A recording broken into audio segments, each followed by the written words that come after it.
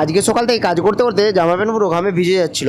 আর বাইরে একটু বেরিয়ে দেখলাম বাইরে প্রচুর রোদের তাপ ছিল আজকে। একটুক্ষণ বাইরে গিয়ে দাঁড়ালাম, আর আজকে বাইরের রোদের তাপটা এতটাই বেশি ছিল যে ওখানে দাঁড়ানো যাচ্ছিল না। তাই আমরা রুমের ভেতরে তাড়াতাড়ি করে চলে এলাম। আর রুমের ভেতরে এসে মিস্ত্রিকে বললাম যে মিস্ত্রি, আজকে রোদের তাপটা খুব একটা বেশি আছে, তা তুমি একটু কিছু খাবার নিয়ে এসো বাইরে থেকে, যেটা আমাদের শরীর ঠান্ডা করবে। মিস্ত্রি কী খাওয়া নিয়ে এলো আমরা তো প্রথমে বুঝতে পারলাম না, কিন্তু 4টে বাটি বের করলো প্রথমে। আর ওই বাটি বের করা দেখে আমরা ভাবলাম যে আমাদের বাটি হাতে রাস্তায় দাঁড় করাবে হয়তো মিস্ত্রি। মিস্ত্রি বাটির মধ্যে খাবারটা বের করে সবাইকে দিয়ে দিল। আর আমরা তো বুঝতে পারলাম না প্রথমে খাবারটা দেখে, কিন্তু মিস্ত্রি এটা হচ্ছে দাদা, এই তার কোনো কিছু না বুঝে গপ গপ করে মেরে যাচ্ছে। মিস্ত্রি দাদা খাবারটা না খেয়েই বলছে হ্যাঁ খুব ভালো। আর ওর কথা শুনে আমরাও খেয়ে নিলাম। তারপরে ভাবলাম যে এটা দই বড়া। সে যাই হোক, খাবারটা ফ্রিতে খেয়েছিলাম তাই খাবারটা খুব ভালো হয়েছিল।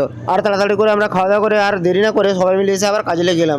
আর এই যে মিস্ত্রিটা দেখছো, এ তার কোনো কিছু না ভেবেই খাওয়াটা খেয়ে জোশ বেড়ে গেছে, দুম করে শুধু প্লাইয়ের উপরে পেরেক মেরে যাচ্ছে। আর তারপরে মিস্ত্রি দাদা এদিকে দই বড়াটা খেয়ে সিংহাসনে উঠে বসেছে, বলছে খাওয়াটা যতক্ষণ না হজম হচ্ছে আমি কিন্তু নামবো না এখান থেকে। আর আমরা সবাই ওর কথা মেনে নিলাম। আর এই যে সেই মিস্ত্রি দই বড়াটা খেয়েও যে কি হলো, তারপর থেকে সবকিছু কেটে কুটে ছন্নছাড়া করে দিচ্ছে। আর এই যে মিস্ত্রি দাদা উপর থেকে অ্যানাউন্স করছে, আমরা কিছু বুঝতে পারলাম না প্রথমে। তারপরে আস্তে আস্তে করে ওর কাছে গিয়ে শুনতে পেলাম যে না, বলছে যে আমার খাওয়াটা আস্তে আস্তে হজম হচ্ছে, এবারে ভাতের ব্যবস্থা করতো না। আর তারপরে আমরা সবাই বললাম যে অনেকক্ষণ কাজ হয়েছে, খাওয়া যেতেই পারে। তারপরে এই মিস্ত্রিকে বললাম তোমাকে আর কষ্ট করতে হবে না, তুমি খাবে চলো। আর আজকে আমরা ভাতের সঙ্গে আম খাবো, আর হয়তো আমাদের এটা শেষ খাওয়া হবে, তাই আমরা রুমের থেকে বেশি করে আম নিয়েছিলাম। শেষ খাওয়ার কারণটা হচ্ছে তোমাদেরকে প্রথমেই বলে দিচ্ছি, আজকে রোদের তাপমাত্রাটা খুব একটা বেশিই ছিল। আর এই যে খাওয়া দাওয়ার সব আসবাবপত্র সব একসাথে নিয়ে বসেছি, এটা মোটামুটি গপ গপ করে মারতে হবে।